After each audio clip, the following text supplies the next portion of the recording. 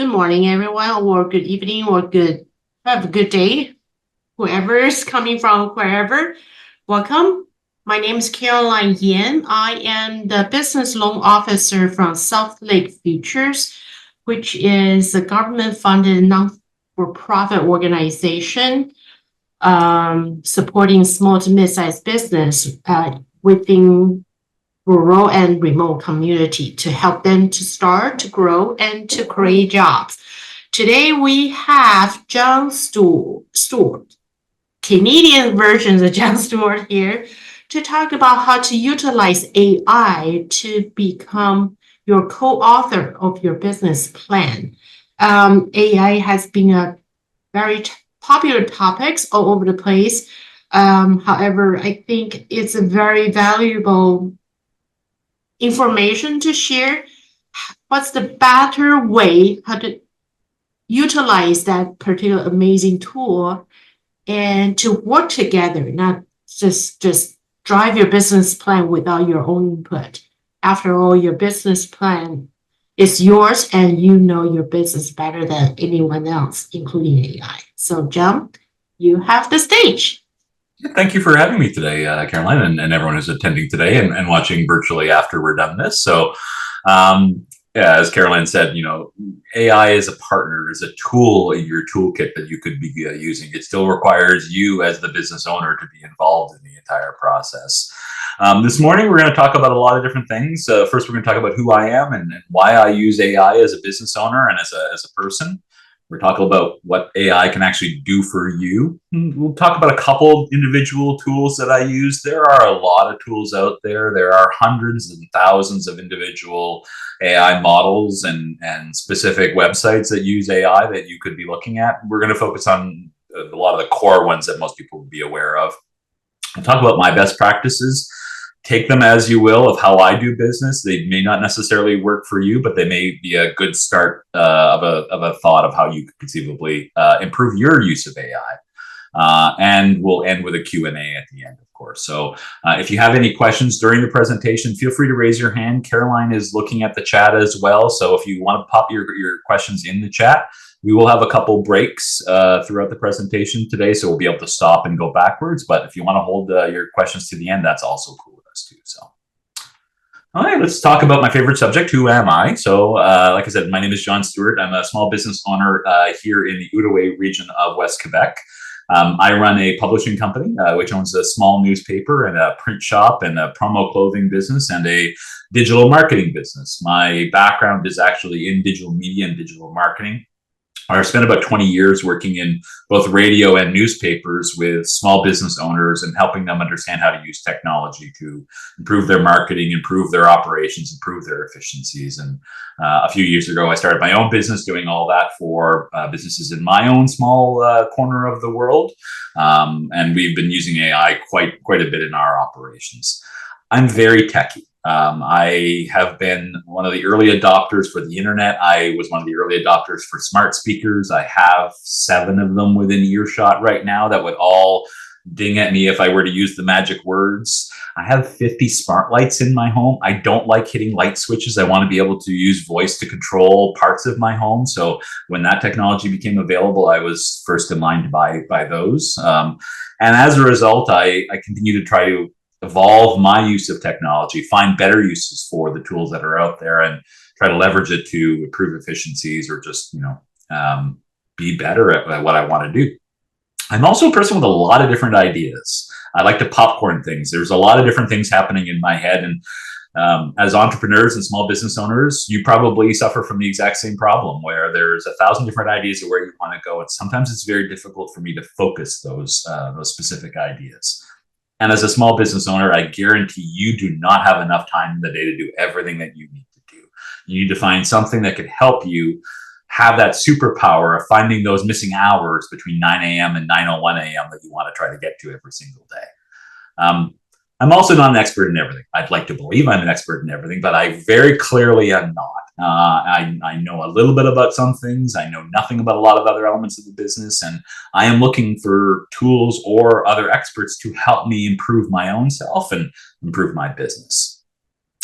And this is where I turn to AI, because AI is that tool that can help me do a lot of the things that I want to do. And I've been using AI since ChatGPT came out and was publicly available in late 2022. So almost 3 years at that point, which when you say 3 years, that does not seem like a long time for AI to be in our day-to-day life. But the amount of change that we've undergone in those 3 years has been revolutionary. And the next 3 years are going to be even more so. I use AI for digital content generation, of course, the image that you see on the right-hand side here, but also for text, for Facebook posts, for blog posts, for a lot of the marketing that we do as a business. I do leverage AI to help standardize some of that and to improve the quality and quantity of the work we do and the content we create. I use it for email responses and proofreading. If you have a customer who may not necessarily be happy with you, and you don't know how to reply, I use AI to help come up with a couple different responses that reflect the need of the customer, but also making sure that the business needs are also a part of it. Spelling is always a problem. Grammar is always a problem, especially if I'm dealing with a client in a different language. We are a Francophone area up here, and I have to translate everything into French, and it helps me with my proofreading of emails and the translation of emails. It does wonders for taking notes in meetings. We use Google Workspace for our operation at the newspaper, and that comes with Google Meeting. Google Meeting has a transcription and note-taking system as well that actually gives you next steps based on what that conversation was.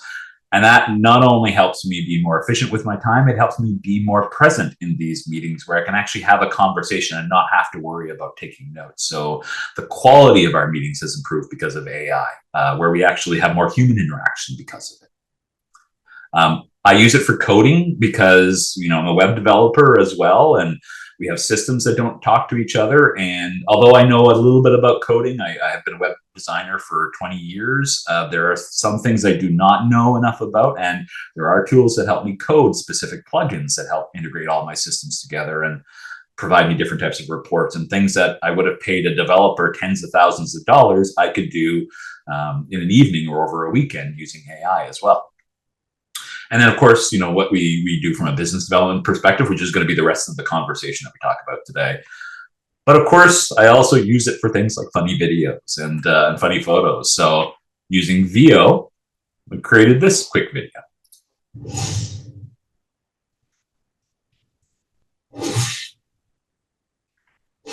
So yes, this is me having a lightsaber duel with Gandalf in the TARDIS in a Star Trek uniform. So I'm a geek. I'm just going to admit that here.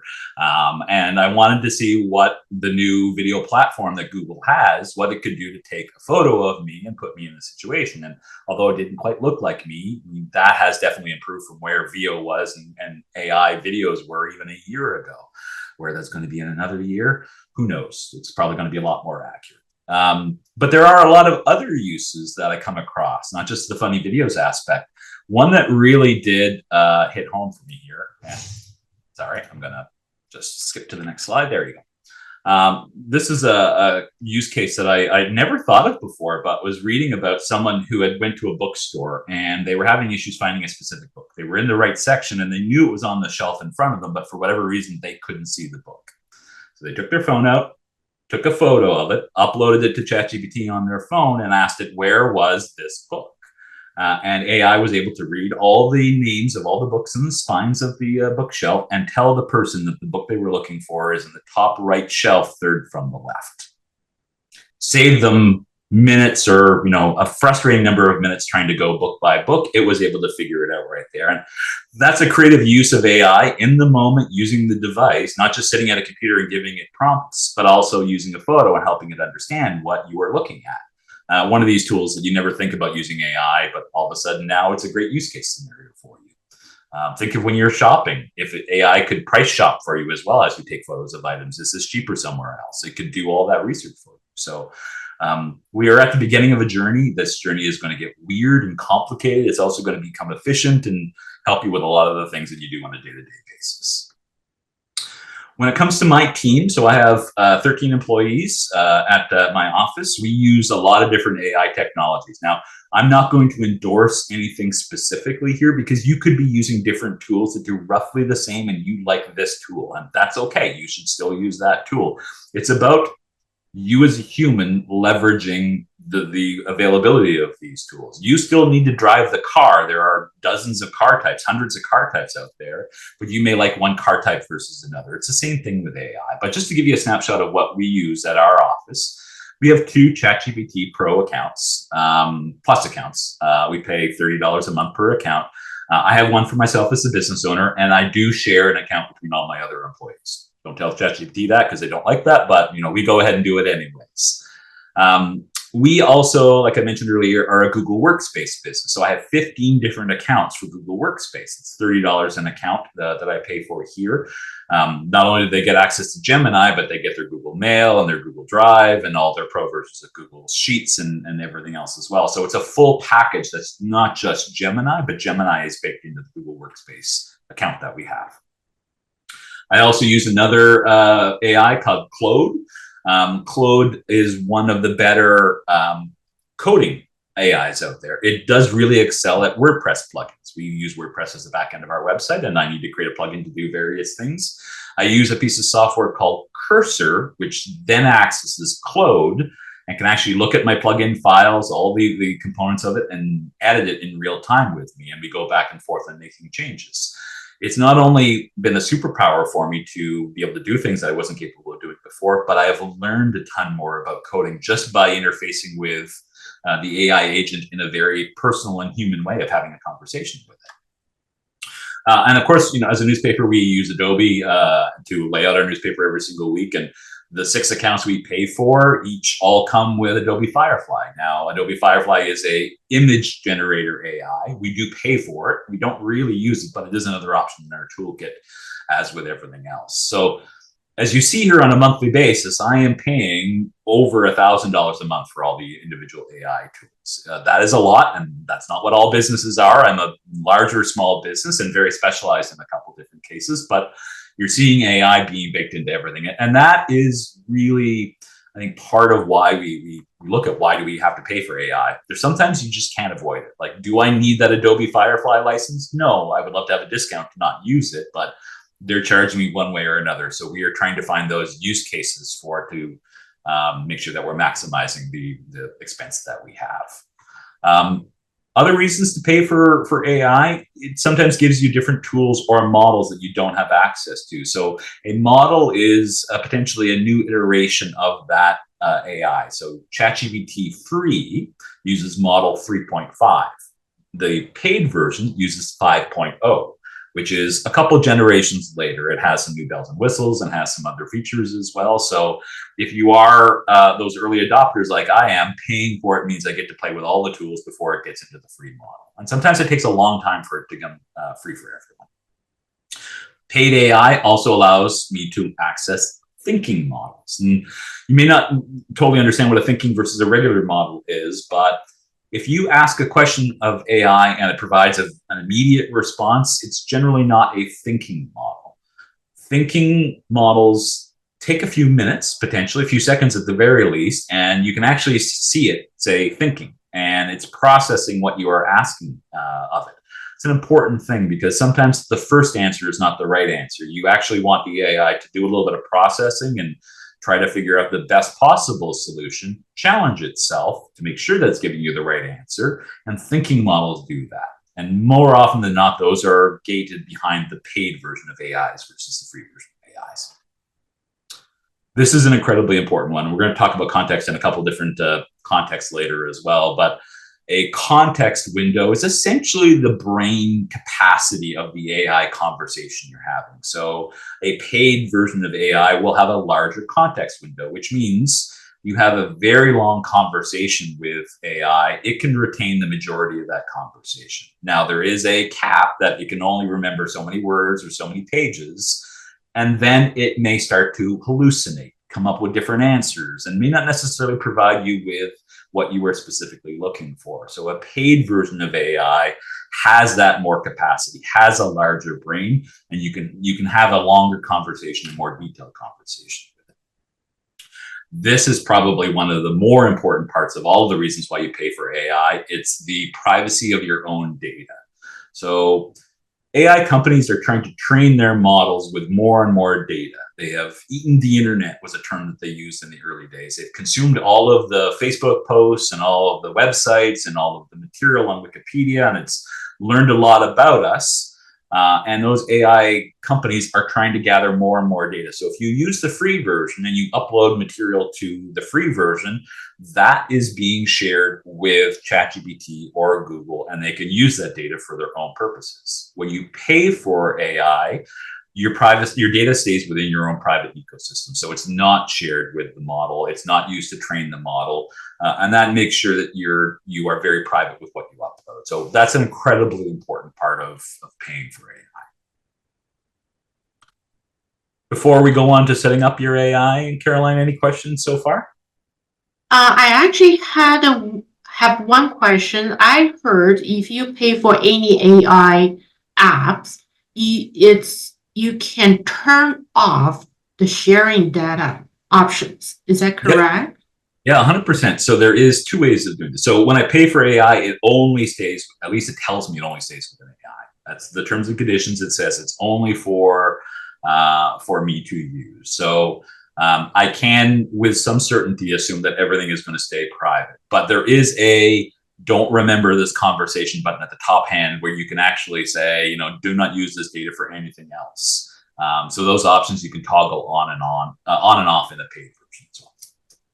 So I am actually looking at a ChatGPT on those chat records on your left-hand side. Yeah. We do have options to delete a conversation. Does that delete from this particular time, but the data is still shared in the backend?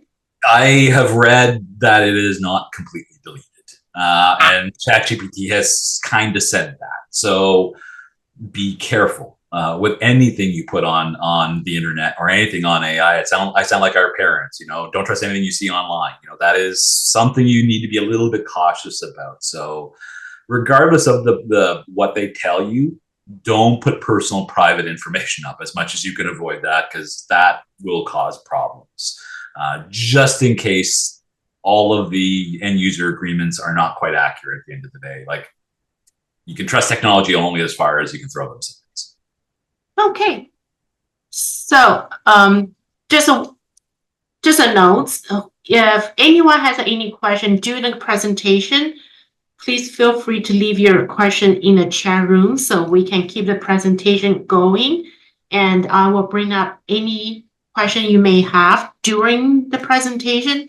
I will bring up those questions during a break like this. And if you are watching this on YouTube, I feel like such a YouTuber now. You can leave a comment below in the comments, and I will reply to them as quickly as I can as well. Like and share this video, all those things.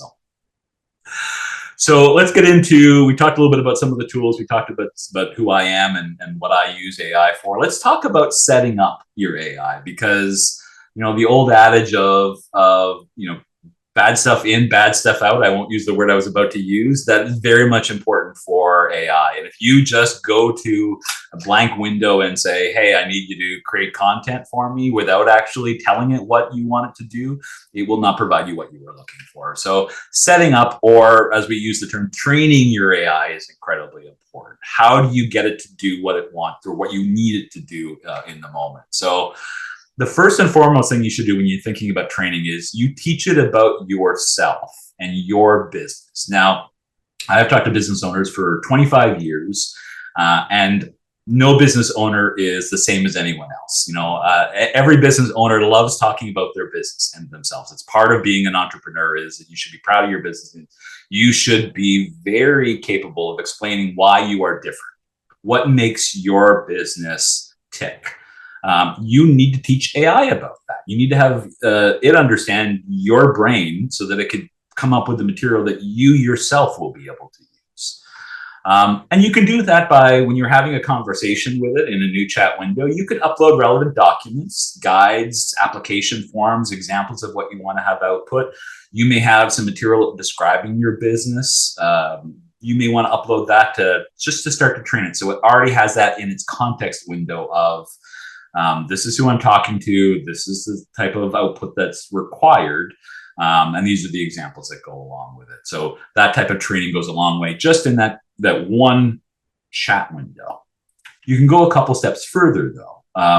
In ChatGPT, there are things like custom instructions, or you can create a custom GPT. We'll talk about that in a second. And if you use Gemini, a custom GPT is called a gem in Gemini. You can go and create a specific little mini program or a mini bot that has some more detail. So for the custom instructions, this is when you go into your settings on ChatGPT, you will find this under the personalization. And it's the ability to add additional behavior, style, tone preferences.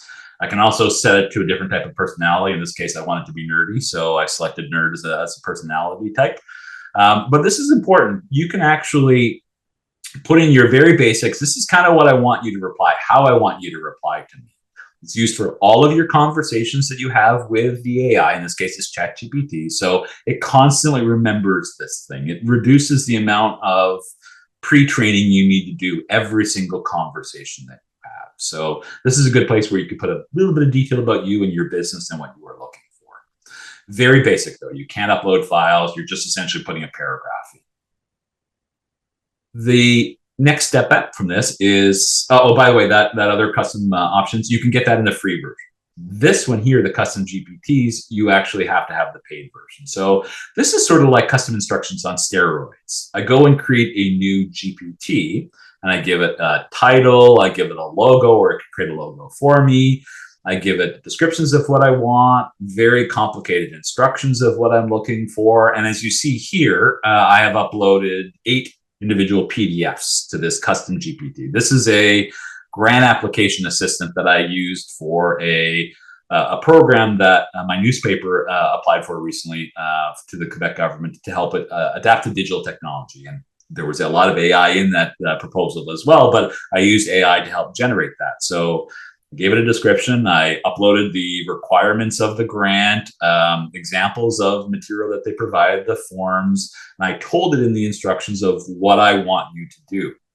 So I could come back to this custom GPT at any time, start a new conversation, and all of this material is already baked into its mind, its context window. So I can create GPTs for little small aspects of my business. Maybe I want a marketing GPT that helps me build Facebook posts, or I have a blog GPT that helps me put that content together, or an accountant GPT that understands my financing a lot more. And when you even get into more of the complicated things, you can help connect your GPTs to various programs like Google Drive or your Google Mail as well. So there are many other options available once you start to really dive into custom GPTs. If you are a Gemini or a Google user, custom gems are almost the exact same way. So you have a title, your instructions, and you have the ability to add to the knowledge base. So again, it keeps that in its context window. So every time you go back to that gem, you don't have to restart every single time. So that's just an efficiency play for you there. Training is incredibly important. It helps focus the AI to be a lot more consistent with its output. Especially if I'm dealing with a longer document that I'm going to break up into stages, I want that first initial output to mirror the tone and style that the last output has. So training, it helps stay on subject.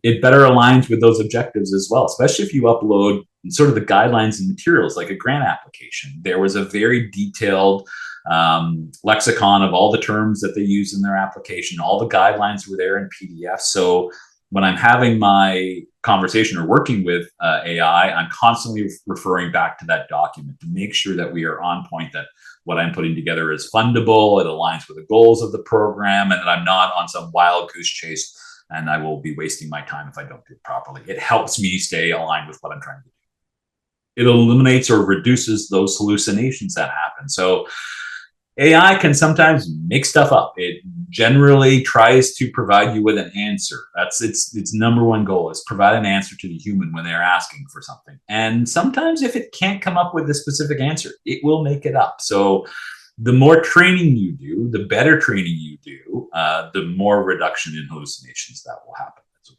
So hallucinations will become more prevalent with a lower context window because, again, brain space is only so much. And just like a human, if I have too much stuff in my head, I sometimes hallucinate. So AI is the exact same thing. If it's too much in its brain, it will sometimes totally make things up, as well as it's trying to figure out what to do.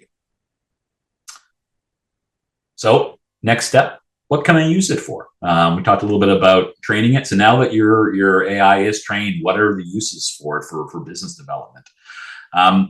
Like I said, brainstorming is that something that I need to do. I have a lot of different ideas and what I want to do on any given day. So I use it to brainstorm those ideas, and I flesh out those ideas through conversation windows with them. It helps me organize my messy thoughts. I could be walking down the street and all of a sudden something pops into my head and I don't quite understand what I'm thinking, but I may use AI to start that conversation and come back to it periodically to just figure out what I'm actually trying to do. And it can help guide me through the process there. Can help me do a lot of research, including competition. I've been able to provided details on my business, provided some basic details on my competition, and it has gone into the Ethernet of the world and has found things that I did not realize were out there. Whether it's a specific subject that I wanted to research or specifically a competition, it can pull in a lot of different material that will save you a ton of time when you're putting together your business plans. Analyzing numbers. I mean, this is a very basic thing, but it's something that we don't use AI for as much as we should. It's upload a spreadsheet and ask it to provide you a analysis of what the numbers look like, trends, all those wonderful things. So a lot of uses for AI in business development with analyzing numbers. And of course, as we're going to talk a little bit more, drafting those business documents. What are you trying to output? It can create marketing plans, business plans, cash flow statements, all these things based on what you train it and what data you upload. We'll talk a little bit more about brainstorming and having that conversation with AI. So I'm an external processor, which you may realize with my hand movements all the time, because this is how I actually talk. It's part of me being excited and sharing different ideas. I talk to myself. It has been something I've done since I was a kid, but if I am trying to figure out an idea, I find it better to actually have it spoken rather than just bouncing around in my head. Now, having AI as someone to listen to me is a really good tool because it has a real-time voice conversation mode. So I load up ChatGPT and I have a microphone here that you hear me on, and I literally have a conversation with it, literally talking back and forth where I interrupt it, it interrupts me, and we bounce the idea off each other. Behind me is my kitchen in my home. I can be cooking dinner at home and talking to it here while I'm doing other things, or in the car while I'm driving. It's an efficiency play for me. It helps me organize my thoughts. Again, there are 1,001 things that go through my head every single day as a business owner. I can't organize it all. It helps me put some sort of structure to the chaos that I live some days. It also challenges me, and this is something that you have to be careful with AI is there is a little bit of confirmation bias that happens with AI. If you do training and you tell it facts and those facts are wrong, it will incorporate those facts into its output. That can sometimes be wrong. So, bad input, bad output.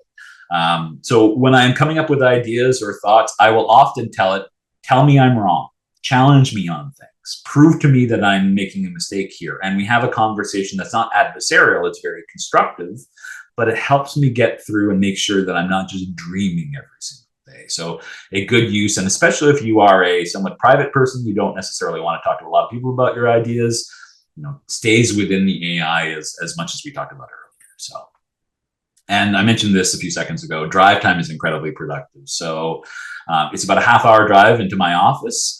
When I get in the car, I will sometimes load up AI and I have a conversation with it through my phone and the Bluetooth in my car. And we come up with an idea or we talk about some things that need to be done. And by the time I get back to my computer, all of that text is available to me. So we may have had a verbal conversation, but all of the text is available in my chat window, and potentially an output is already done that I can just cut and paste. Maybe it's an email to a client that I can then cut and paste when I have the time. Mentioned research. So got through the brainstorming phase. I have the idea, we formulated the idea, but I need a bit more information to really flesh out that idea. AI is replacing search engines. So if you go to Google now, sometimes you are going to be prompted with one answer from Gemini versus a whole list of search engine results. And this has really changed the way that SEO works, search engine optimization for businesses. It's less and less about ranking. It's more about trying to get into that definitive answer that Gemini is going to give the user when they ask for what is the best Italian restaurant near me. Well, it's Joe's Pizzeria. It's Mamma Mia's. It's all these. It will give you one answer rather than 20 different search engine results that you want to look at. So this changes, and it's a whole other subject about how you do AI SEO versus regular SEO. Like I said, it puts more focus on good SEO for your website, making sure that it's visible, that AI is picking you up, and that it understands things like best and near me and all those lovely things. The research is also important to think of quick versus thinking models. So sometimes the quick model will just go and pull something very, very easily from the internet, but the thinking model will go a lot deeper and spend more time finding more sources and more links and adding it to its output to you. So again, a good reason why you want to start looking at thinking models. There's functions called deep research. I'm going to show you in a second, where you can actually physically tell that I want you to spend potentially up to 10 to 15 minutes coming back with an answer rather than just giving me the first answer. And this is an example here with ChatGPT. Again, it's the paid version of ChatGPT, but deep research is an option. So next to the little plus sign, which is what's going to allow me to upload a photo or a PDF, I could select research mode. And that research mode will take its time to come up with an answer. It will likely take my prompt, the text that I put into it. It may ask me a question or two to clarify some things, and then it goes away and does its work and then provides me with an output. I also want to share this here as well. So ChatGPT rolled this out a little while ago. Not only can it do research on the internet, but it could also do research in your mail.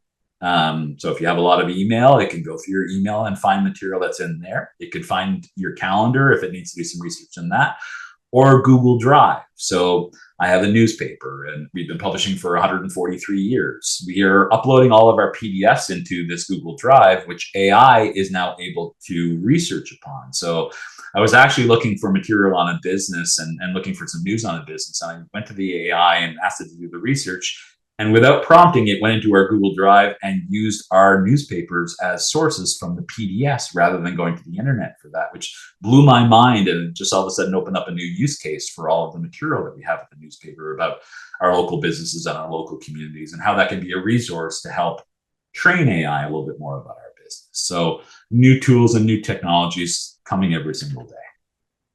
This is an example of me doing a deep research. So very basic. I asked it to research the candidates from the last provincial election in our riding in the Pontiac here.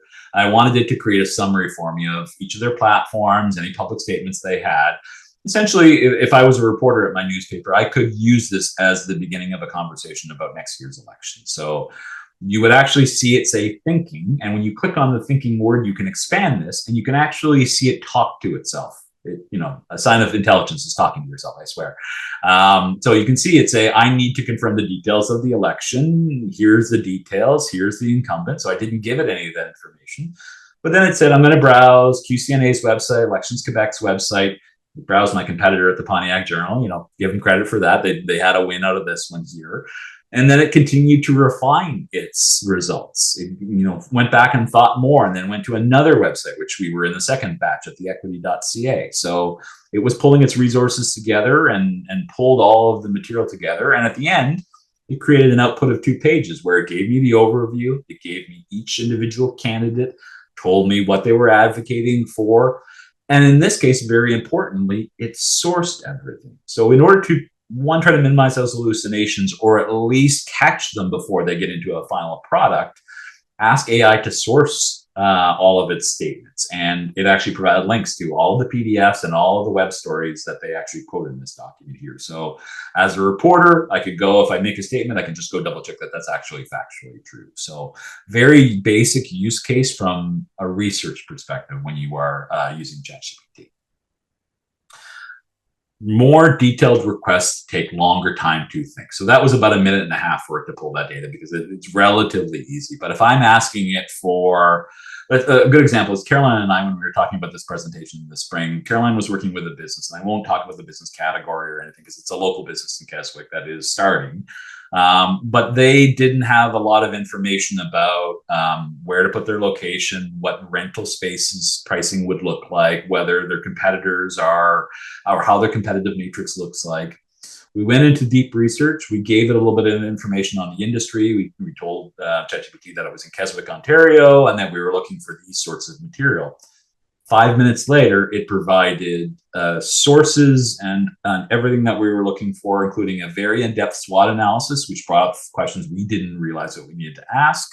But it also reviewed, as I mentioned, rental space pricing. So per square footage, how much are you paying for rental space in Keswick?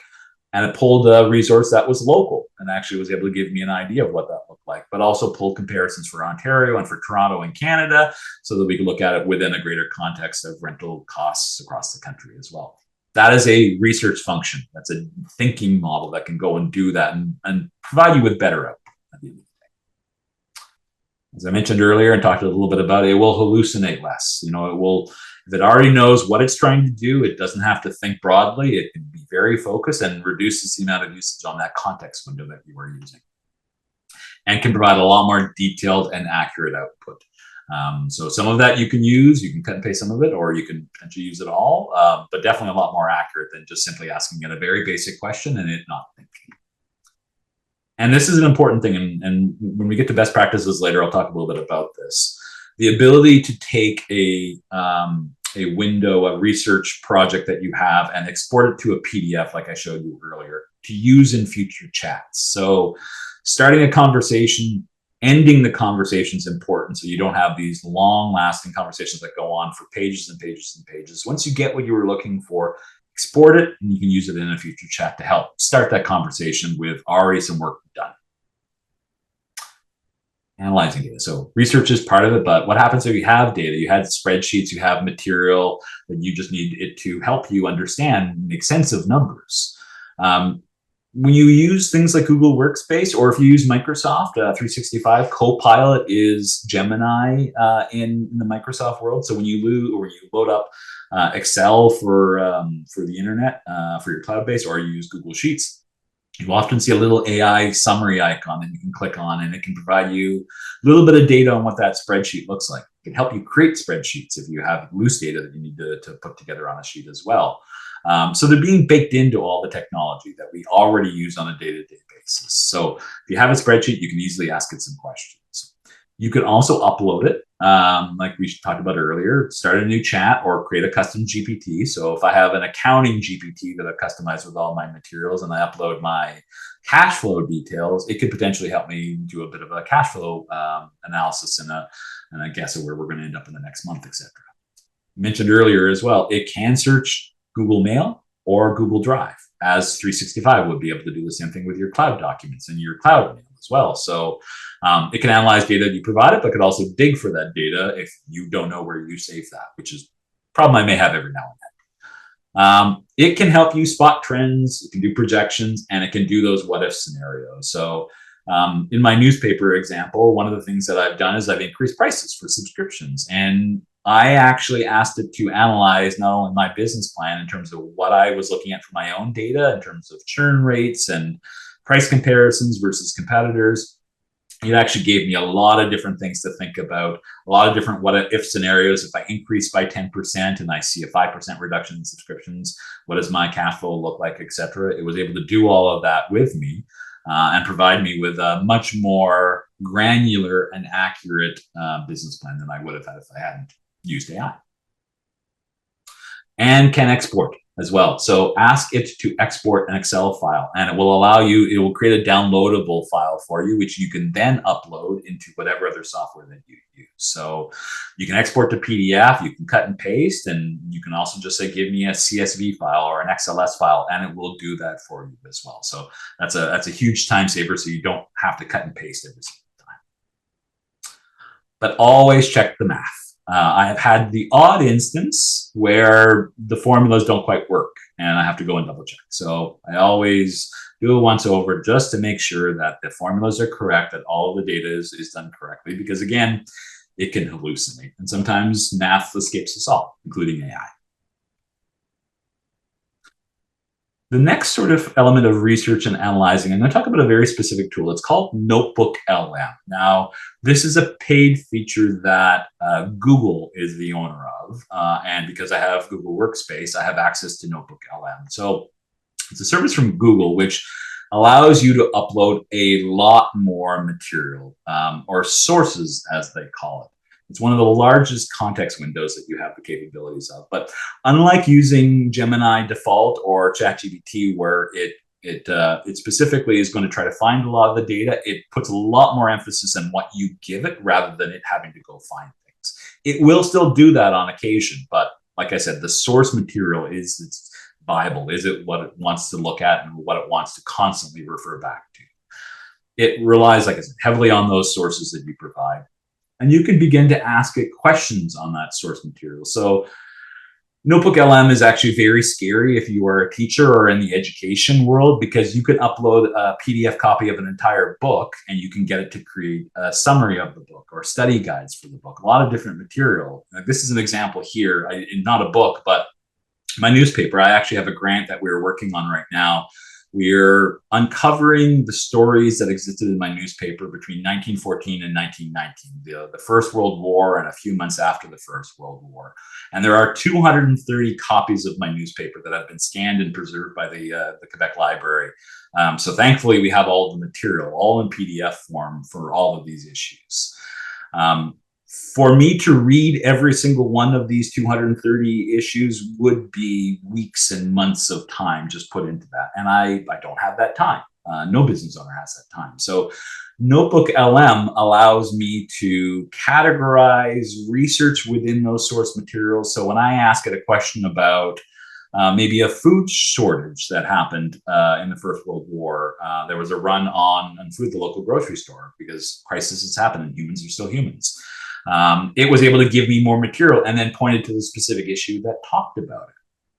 I'm able to do a lot of different things. So this one project alone, we have pulled and created 5.5 hours of audio, podcast style, that goes through all of the copies of the equity and gives me a 20-minute summary that I could listen to. Now, this is very specific to my newspaper, but if you have a research document that's 80 pages and you don't want to read all of that, you can upload it to Notebook LM, ask it to export a 30-minute MP3 for you, and again, use it in your drive time. Download it to your phone, play it in the car, and you can listen to it while you're driving. You can become more efficient. And again, it's a superpower that Notebook LM allows you to leverage that time better.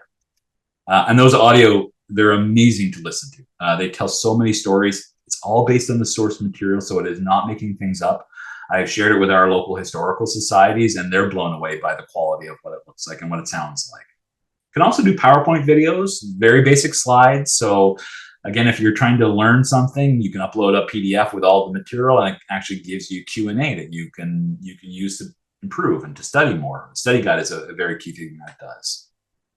Can also do custom reports like a GPT or a GEM. So you could ask it to go through all the source material and then pull in a report on all of the deaths in the First World War and list them all by the date that they were in the paper. And it will absolutely do that. You can export it into a PDF. And this is an example here of the podcast element. So this is not a World War I copy. This is a copy from last October from our newspaper here. And I asked it to create a podcast as if it was a morning show in our local area and had two people talking about it. And this is what it came up with. Welcome back, everyone, to another deep dive into the pages of the Equity. It's the October 23rd issue this week. Lots to unpack, as always. You know, it never ceases to amaze me just how much is going on in Pontiac County. This paper really does capture it all. You said it. And this week, things are especially, well, fiery, you could say. Oh, definitely. I think we need to start with the MRC meeting. So I love this for a lot of reasons. One, I don't own a radio station, but I could essentially create a morning show out of our newspaper every single week and, listen to it and get a snapshot of what happened in the last week. I mean, I worked in radio for 12 years, so that banter between two humans is definitely how morning shows work. So it sounds very natural, sounds very human. Pronunciation can be a little bit off, especially with French names, but that's language at the end of the day.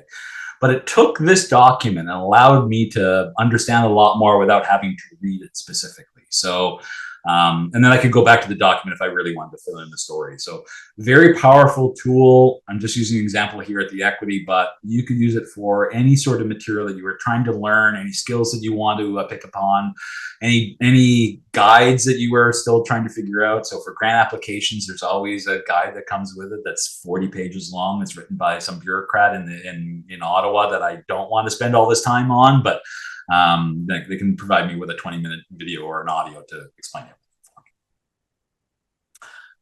I have talked for a long period, so I'm going to stop here for a second and see if Caroline has any questions. I have a questions. Jon, I'm just going to utilize you as a AI right now. Okay. So you are talking about using AI as a search engine, and AI will give you the result as a summary kind of form instead of old style, a list of search engine results. Yep. If I turn the table around as a business owner, I notice a lot of business owners still want to spend a lot of money on the Google search engine result. So with that being said, how do I, as a small business owner, should I still spend money, focus on my Google search result list in the first page, or should I just focus on elsewhere to build up my business reputation and review, and hopefully will got included in an AI search result? So this is a whole other session to go through this, but it's a very good question though. So it almost sort of, cutting off its nose to feed its face with Google, because, AI is taking the place of what those paid search results were at the top of the page. AI's result is now first and foremost, and then paid is secondary. So does that mean less importance on paid? Possibly. I'm doing some consulting with a couple of businesses who do spend a lot of money on paid search. But as part of the strategy with this, you always start off paying a lot for the paid placements, but behind the scenes, you should always be working on the organic elements of your website so that you eventually can reduce your costs that you were spending on the paid placements, and you are appearing properly organically in the results that are the unpaid elements. And Caroline, you touched on two very important things. Reviews are incredibly important. Updates are incredibly important. And those types of content actually feed AI search. So people, when they search for things, they are looking for the dentist near me or the best restaurant. They actually use those words. Restaurants in Ottawa is a restaurants near me search. The best of whatever is a search that we all do in some form. What AI does is it goes through reviews. It tries to find reviews in order to qualify best and gives you that answer. So as you are working through your digital marketing strategy, yes, paid may still be a part of it. You should always be tracking to make sure you're making money off of the paid element, but you have to spend more and more time on the organic elements of producing good content, making sure you're getting good reviews. All the basics that we've been talking about for SEO for the last 25 years are still incredibly important, but it's more important now because if AI is going to pull that one response, you want to be that one response. Make sense? I saw you nod, so. Okay, makes sense. Any other questions before we go into the next part? So far we are good. Do we have any questions? Please feel free to type in the chat box, okay? We're good. So drafting business documents. So it can be very specialized or as general as you need. Create me a business plan. You can have that initial conversation and just say start fresh, and it will put something for you. But you may want to look at and be more specialized. What are you specifically looking for as a section in the business plan? You may be looking for a marketing analysis or a competitor analysis, things that you will be part of that overall plan. You can specialize and really dig into the specifics of what you're looking for. Grant applications are something that I live by, working in the newspaper world. It's what we live on. We always have a grant application that we're working on. So that's part of the whole drafting process, is coming up with the idea and then ultimately making it work for the requirements of the form we got to fill out. How my process is, and this is how I work and I'm insane. So please don't always look at exactly the way you will want to do it. How you manage AI is going to be very custom to you. It's the personal human element that makes AI different. So I use it for, my example here is I'm creating a grant. I'm writing a grant. So I'm going to use a custom GPT to help me with that grant application. We talked about that and I showed you the example earlier. In that custom GPT, I've uploaded the grant requirements and application form. I was successful last year with that same grant, so I uploaded last year's proposal so it understood what good looks like, what was actually fundable. Other relevant business documents, if I already have the idea sort of brainstorm, I may upload a couple other things as examples. But I do voice mode with it. So in the custom GPT, I load up a voice mode while I'm cooking dinner. I'm having that conversation, I'm thinking about doing this. How does this work? What are your concerns? What are the things I've got to work on in order to flesh out this idea? And is it always going to be fundable? Am I going to get the money at the end of the day, or am I just wasting my time? Every new idea, I create a new chat for, and that's important because you don't want AI to get confused. That context window, that initial document uploader that you put at the beginning of it, if your chat is now 50 pages long and you've been working on it for hours and hours and hours, it doesn't remember the initial documents that you uploaded. You actually may be hallucinating in some cases. So one best practice for my processes is to stop, PDF, and then start a new chat window. Get it to provide an outline for that PDF. Edit it if you need to. So save it into a Google document after to humanize it a little bit more. Don't just take whatever AI gives you. You should add in your own elements and then export again and upload to that new chat of every draft that you have, and start not fresh because you have a lot of work you've already done, but it helps it clear its mind every single time. Create those separate Google Docs, edit and proofread so you have a final version. Periodically export, start a new chat, upload. Very key. Best practice, just to, like I said, make sure that you are always on target. And it keeps the application consistent. So your first output will look a lot better versus your last output if you constantly start new chats and use what you've learned already. So if you're more of a visual person than a word person, this is the insanity that I live at. So I may have 3 different brainstorming sessions with it about an idea for a grant that I'm looking at. And out of those brainstorming sessions, ultimately one idea comes out. So I've exported those sessions and we've synthesized the idea, and we have another chat specifically. Let's make sure this idea is as fleshed out as what I need. And at the end of that chat, I ask it, so what parts of this business plan do I need to create next? So it may tell me I need a SWOT, I need financing, I need an operations plan, I need a marketing plan, and I need a recruitment plan. So I take those guidelines that I have with the idea, I create a specific GPT for each of those functions of my business plan, and then I go in and have individual conversations with that. And I may have multiple conversations with my SWOT GPT or my financing GPT for the idea, always keeping the subject matter to whatever it's supposed to be output. So, there could be dozens of conversations spread over multiple weeks as I put together this business plan.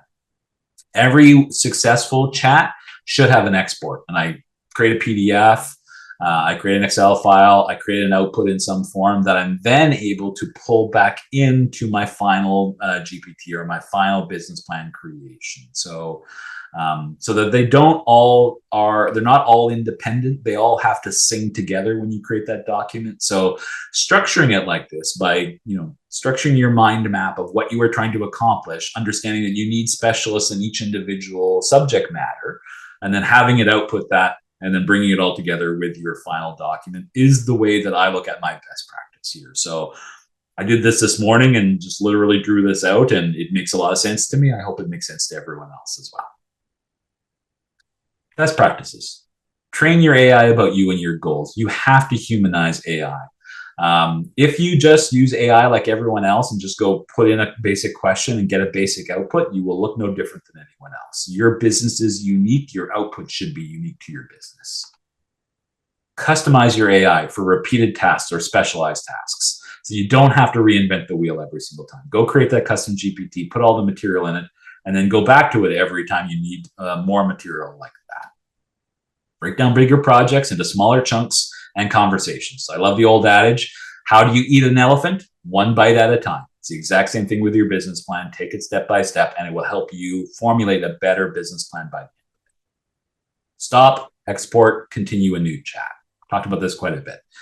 Stop what you're doing once you have an idea that is very good, you already have something, and then start something new. It's a tool.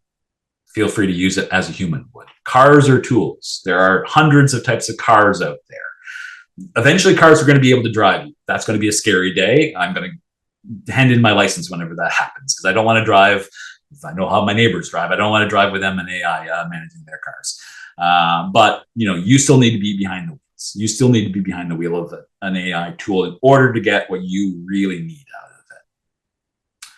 So reviewing today, we talked about some AI tools that I use. Again, you may be using things like Perplexity or other ones that I didn't talk about today. I'm not saying that they're not good. They're just ones that I haven't used. So find the tool that works best for you and use it to its full potential. We've talked about some best practices. Again, this is how I work. Your brain's different than mine. Hopefully you pulled a couple best practices that you can apply to your business. Develop your ideas with the assistance of AI.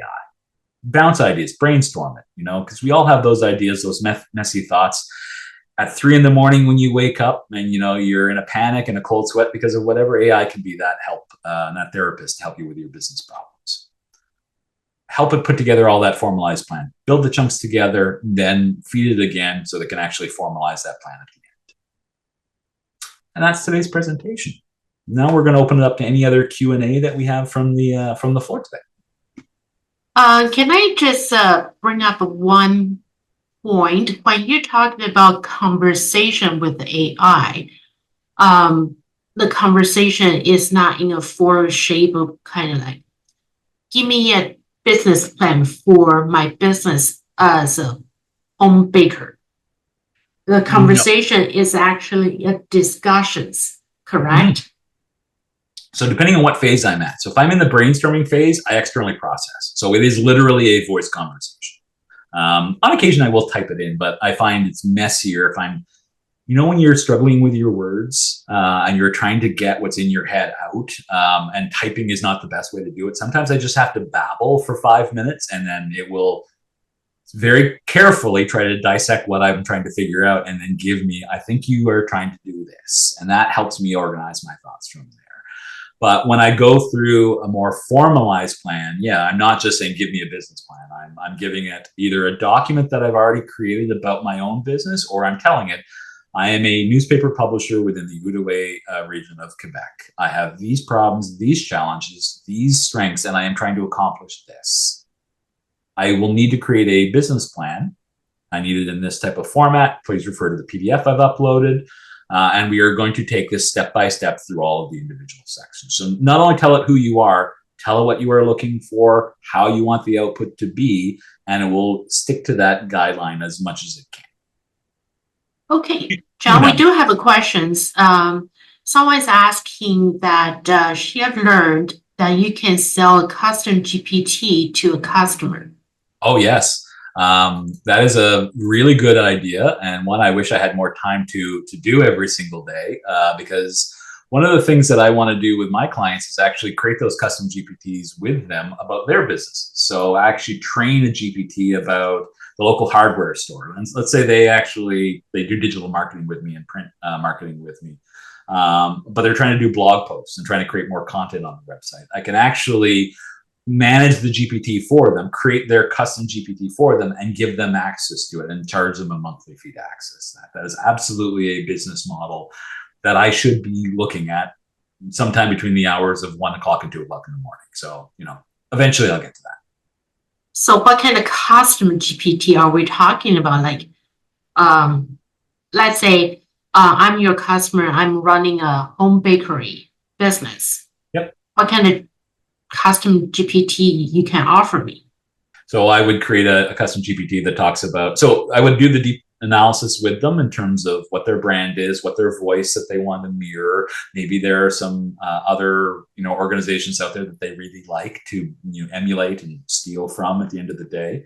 So I take that away and I would go and create the custom instructions and the documents that would be in that GPT that would allow it to create Facebook posts that are always on brand, always using the same Maybe it's a lovely, light, funny voice that they want to use for their marketing, and they want consistency in that. You build out all of that, that prompting and all that engineering behind the scenes with all of the material specifically about their business. Then they go into that custom GPT and say, it's Halloween. I want to do a Facebook post about Halloween muffins that we're creating. Here's an image of the muffin. And it would create, okay, here's a couple different ideas for Facebook posts related to what you told me, what you want to do in this one chat, but also what I have saved of all the other things that you have about your business and all the extra training that we've done. So it's one use of you as a business owner helping other business owners in that regard. That's awesome. There are hundreds. So, and also, by the way, there is a GPT library. You don't always have to create your own GPTs. You could go and search for a GPT, and maybe someone else has created one and made it free for everyone to look at in the library. I was talking to a customer about health and fitness and dietary requirements, and we found a custom GPT that specifically talked about their dietary requirements, knew a lot more about the specific issue that they have, and they have it bookmarked now. If they're looking for a specific food, if it's going to cause them issues, they have that conversation with it, and it will give them an output free of charge in the GPT store. Awesome. Also, I actually have questions. As a South Lake Futures, we provide financial support for a small business. But quite often, I see those business plans coming from the applicants so clean, so organized, in a way that I can tell it's generated by AI. Yep. So, from lender's point of view, if we got applicants with a business plan generated by AI, we already know, okay, this applicant, one, is too lazy to do their own jobs, or two, just have no idea how the business works or how the environment works. And three, they just got lost with AI's instructions. Oh, it's potential. Yeah. So for a business owner, how can they still maintain their personality and the human touch in the AI generated documents?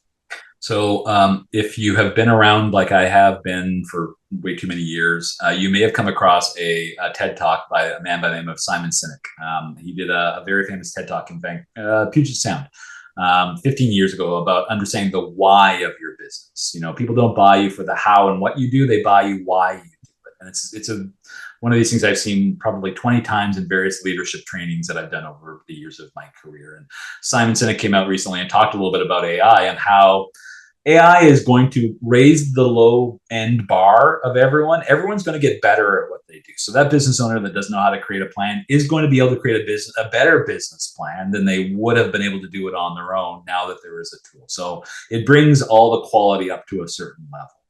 But it's those people who actually take the time to humanize the document, train it properly, go back and forth, edit it, revise it, go through the creative iteration process. Those presentations and those business plans are very clearly going to be a superior quality because of a human element to it. So yes, that business owner may have been struggling because he can't put words to a piece of paper about, you know, how that idea looks like. So I would never fault him for using AI, but I would also expect him to do more than just simply take that first output and slap it in a document and then say, I'm done. Because yeah, there are lots of people. HR is the worst at this or best at this. It's been a cold war between those HR people who are sifting through hundreds of resumes and now all the applicants who are using AI to create those resumes.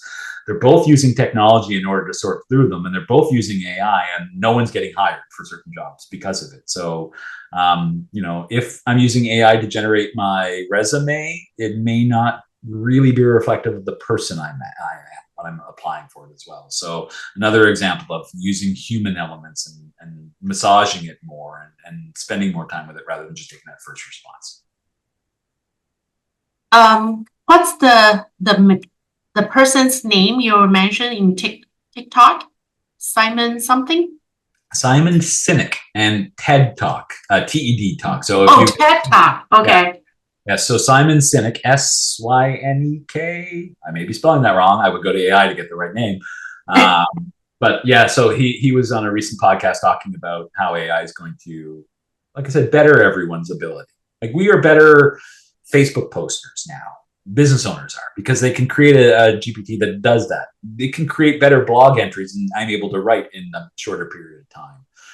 Technology like Google is starting to say that all text content that it indexes over the internet is going to be AI generated. It's going to assume it's AI generated. All of the blog posts are going to be AI generated. That is generally the way that it is going. But those people who spend that time are going to really showcase themselves and stand up. Okay, it's a Simon Sinek, Sinek. There you go.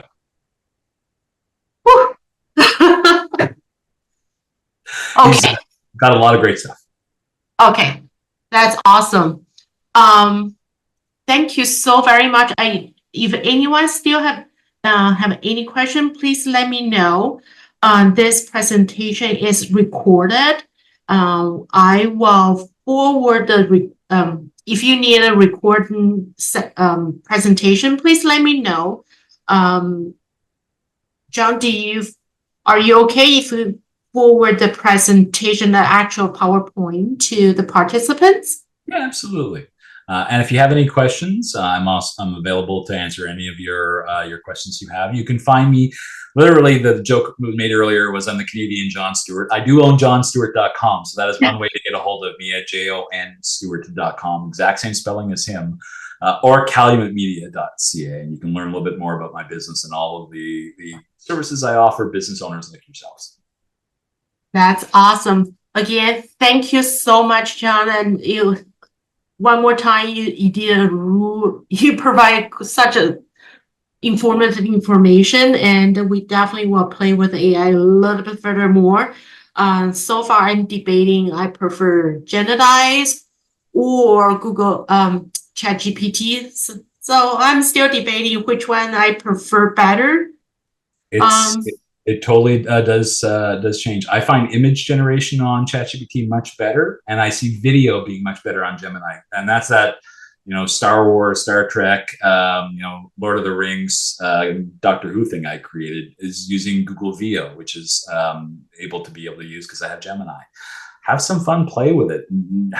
Do those wacky things as well, but the boring things about business plans, it also helps you do. So yeah.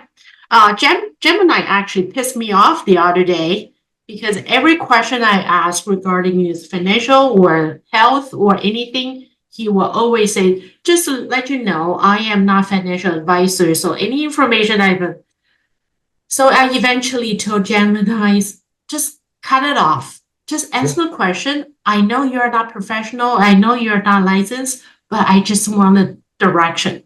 So he apologized. 100%. And this is where, the jobs of today are changing. We'll put it that way. For business owners, we could look at AI as one of two ways. One, it can replace people, which is not the way I want to look at it from a business owner. It should be used to help make my employees more efficient so we can do more with the resources we currently have. And that's an incredibly powerful way of looking at it. But you can be on the bus or under the bus is another way, very, very impolitely of looking at that. But you always have to verify that it's correct. I had an accounting thing that I had to deal with as part of my business operations, and dealing with a notary and an accountant, and both of them are expensive people to talk to. So I don't like talking to them as long as I need to sometimes. So I actually use one of my custom GPTs to answer some of the questions. So when I go into a conversation with the accountant or the notary, I already have a little bit of knowledge, probably more dangerous than I was before, but at least I can help direct the conversation and seem like I know what I'm talking about a lot more, which reduces the cost that I would have talking to that notary or that accountant too. So, but always be careful. A professional will give you that extra little once over. So, because it can hallucinate. I was trying to figure out whether I could vote in a municipal election in another municipality where I own my business versus where I live. And ChatGPT was telling me with authority I could. It couldn't. There was one little thing that it was missing. And when I went to apply for it, they told me, no, you were almost right, but this last thing means you can't. and ChatGPT missed that. So, humans are also an important part of the equation. Thank God. Yes, definitely. Thank you so much, John. I really appreciate your time and sharing the knowledge. And again, if anyone has a question, please feel free to reach out. In the presentation, there's John's contact information. And thank you one more time for being here, and thank you everyone and spending time with us. And we have a lot of more seminar coming up. Please feel free to follow us and have a wonderful day. Thank you. Bye. Thank you, Beth.